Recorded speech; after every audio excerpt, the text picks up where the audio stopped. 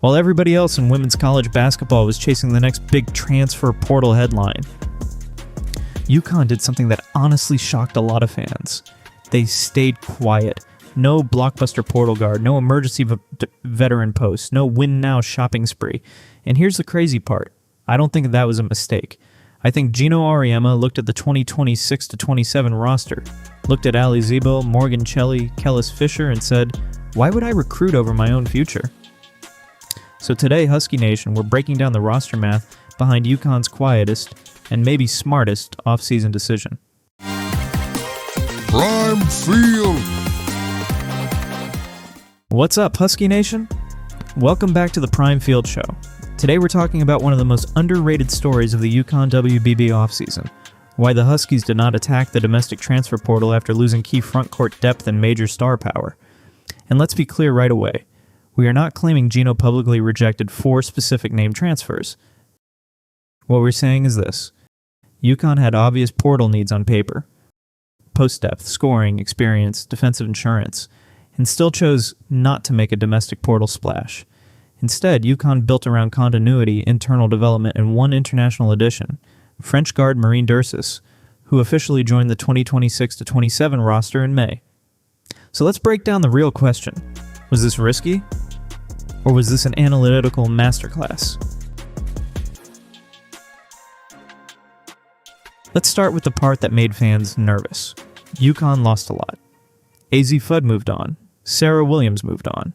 Ice Brady and Ayanna Patterson entered the transfer portal, with Brady later landing at Florida State and Patterson at Kentucky. And in today's college basketball world, when a contender loses that much size and experience, the normal response is simple. Go shopping. You go find a fifth-year post. You go find a microwave scorer. You go find a defensive stopper. You go find somebody who has already played 30 minutes a night somewhere else. But UConn didn't do that. And to some fans, that looked like inactivity. It looked like Geno was letting other programs get more aggressive. But here's the thing. Sometimes silence is a strategy, because every portal addition has a cost. Not just NIL cost, not just scholarship cost, development cost, chemistry cost, minute cost, and that's where this video really starts. UConn's official 2026-27 roster currently lists 13 players, meaning the Huskies are not maxed out at 15 scholarship spots. Now, for some fans, that immediately sounds dangerous. 2 open spots? After UConn's injury history? After all the seasons where the bench got thinner and thinner by March? That concern is fair, but Geno has never been the kind of coach who wants 15 players expecting real minutes. UConn's best teams usually have clear roles, a tight rotation, and players who understand exactly what they're being asked to become. So the roster math is not just how many scholarships are available. The real math is how many real rotation minutes exist. You've got Kiki Arnold, Ashlyn Shade, Sarah Strong, Allie Ziebell, Kaylee Heckel, Jana Alfie, Morgan Cheli, Blanca Quinones, Kelis Fisher, Gandhi Malo-Mammal, Olivia Vukosa, Giovanna Popovich, Marine Dursus. That's already a lot of talent fighting for meaningful time. So if UConn adds a veteran transfer guard, whose minutes disappear?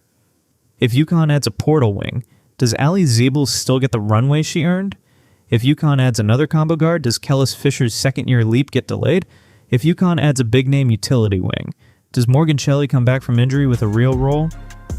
Or just a theoretical one? That's the hidden math. Let's talk about Allie Ziebell because she might be the clearest reason UConn didn't need to panic. Ziebell averaged 7.2 points per game as a sophomore and shot 41.1% from three-point range. That is not just solid bench shooting, that is elite spacing. And then came the Xavier game, 34 points, 10 made threes, program record for points by a reserve, tied the UConn single-game record for made threes. That game was not random, that was a preview. Here's my opinion. If UConn had gone out and added a high-usage portal shooting guard, it would have sent the wrong message, because Ziebell already showed you she can punish defenses when she gets volume. She already showed she can be a floor spacer next to Sarah Strong. She already showed she can swing a game without needing 20 dribbles. And in the post-AZ Fudd era, UConn needs someone who does not just make shots. They need someone defenses are scared to leave. Ziebell can become that, but only if she plays. So when fans ask, why didn't Geno add a portal scorer? I think part of the answer is because he may already have one. Now let's talk Morgan Cheli. Cheli is one of the most important players in this whole conversation because her value does not show up in a simple box score. As a freshman in 2024-25, she played 24 games off the bench, averaged 2.5 points and 2.4 rebounds, and showed the kind of positional size UConn loves in a connective guard.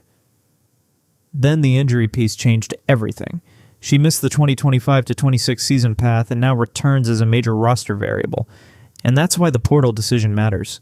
Because if you add a veteran wing, Cheli's role shrinks before she even gets a chance to reintroduce herself. But if you protect her runway, UConn gets something the portal might not give them. A 6'2" guard who already knows the system, already understands the standards, and can guard, pass, rebound, and fit into multiple lineup combinations. That matters. UConn does not just need stars. UConn needs connectors. Every championship-level team has players who make the lineup make sense.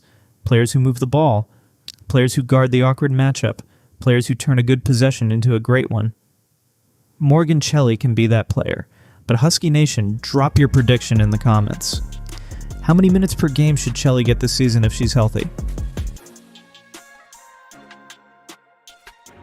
Kelis Fisher is another reason this roster math gets interesting. As a freshman, Fisher appeared in 30 games off the bench and averaged 2.7 points per game. Now those numbers don't scream star yet, but that's the point. At UConn, development is not always instant. Sometimes the first year is about learning spacing, pace, defensive responsibility, and what Geno will actually tolerate on the floor. Fisher's profile is different from Ziebell. Ziebell is the sniper, Cheli is the connector, Fisher is the pressure piece. She gives UConn downhill speed. She gives them defensive energy. She gives them a guard who can eventually change tempo. And if UConn had added a portal backup point guard or another veteran combo guard, Fisher's pathway gets squeezed. So this is the bet. UConn is betting that Fisher in year 2 is more valuable than a short-term rental who might only be in stores for one season. That is bold. It is also very UConn.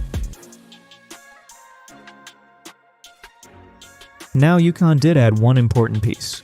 Marine Dursus from France. This is where Geno's strategy gets really interesting. UConn did not take a domestic collegiate transfer, but they did add an international guard with high-level experience. The official UConn release said Durses joined the 2026-27 roster, and Geno praised her scoring ability, competitiveness, and experience, playing at a high level. That's not nothing. That is UConn saying, we need another scorer, but we do not necessarily need to enter the same portal marketplace as everybody else. Durses gives UConn perimeter depth. She gives them maturity. She gives them a different basketball background. And because she is coming in as a freshman by roster classification, she does not carry the same domestic transfer politics of I came here to start immediately. That's the key distinction. A portal star often arrives with leverage. An international freshman arrives with upside and a different developmental timeline. So when people say UConn did nothing, that's not accurate. They did something very specific. They added without detonating the rotation. Now let's be honest. This strategy is not risk-free. The biggest counter-argument is the front court. With Ice Brady and Ayanna Patterson gone, UConn is relying heavily on Sarah Strong, Jana El-Alfi, Gandhi Malu Mammal, and freshman Olivia Vukosa in the front court mix. That is talented. That is huge upside. But is it battle-tested enough against South Carolina, Texas, UCLA, Notre Dame, or whoever shows up with grown physical veteran posts? That's the question. And if injuries hit again, those 2 open scholarship spots will become a major talking point. So no, I'm not saying Geno's plan is automatically perfect. I'm saying the plan has logic. Because the easy move would have been to chase a veteran big just to calm everybody down. The harder move is trusting your development program. Trusting Jana, trusting Gandhi, trusting Vukosa, and trusting Sarah Strong to be the anchor. That is where this season could be won or lost.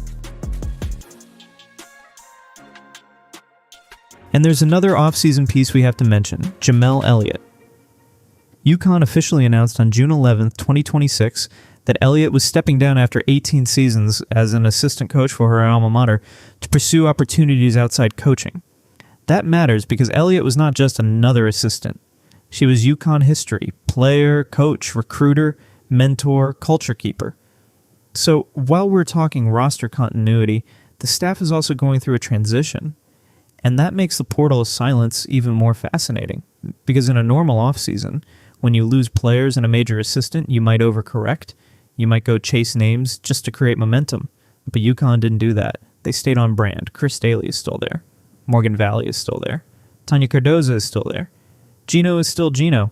And the next assistant hire will matter, especially for recruiting, player development, and maintaining the UConn WBB standard. But the roster message remains clear. This program is not letting the portal define its identity. Here's the part I think fans need to pay attention to. This quiet portal cycle is not just about 2026 to 27. It is also a recruiting message. In the NIL and transfer portal era, elite high school players are watching everything. They're asking, if I commit to a powerhouse, will they develop me? Or will they recruit over me the second I struggle? UConn can now say, look at Allie Ziebell, look at Cheli, look at Kelis Fisher. We did not panic. We did not block their path. We protected their development. That matters for future recruiting battles. And it especially matters when names like Jaliana Guy are back on the market. Guy reopened her recruitment after decommitting from Stanford, and reports have connected UConn to her visit plans. So the pitch is simple. Come to UConn, and if you work, we will give you a real runway. Not just a scholarship, a runway that is powerful. So what is the final formula? It's not ignore the portal forever. UConn has used transfers before. Kaylee Heckel came from USC. Sarah Williams was a major transfer addition for 2025 to 26. So Geno is not anti-transfer. He's anti-bad fit. That's the difference. The 2026 roster math says UConn did not need more bodies just to say they added bodies. They needed the right structure. Ziebell needs shots. Cheli needs a real role. Fisher needs developmental minutes. Durses gives scoring depth without blowing up the rotation. In the front court, that's the gamble.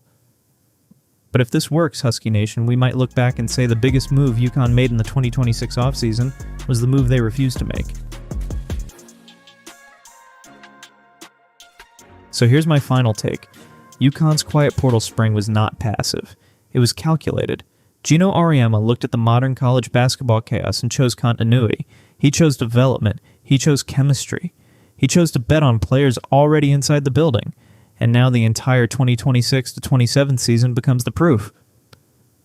If Allie Ziebell becomes a real high-volume shooter, if Morgan Cheli comes back healthy and versatile, if Kelis Fisher makes that second-year jump, and if Marine Dursus adjusts quickly, then this so-called quiet offseason could look genius.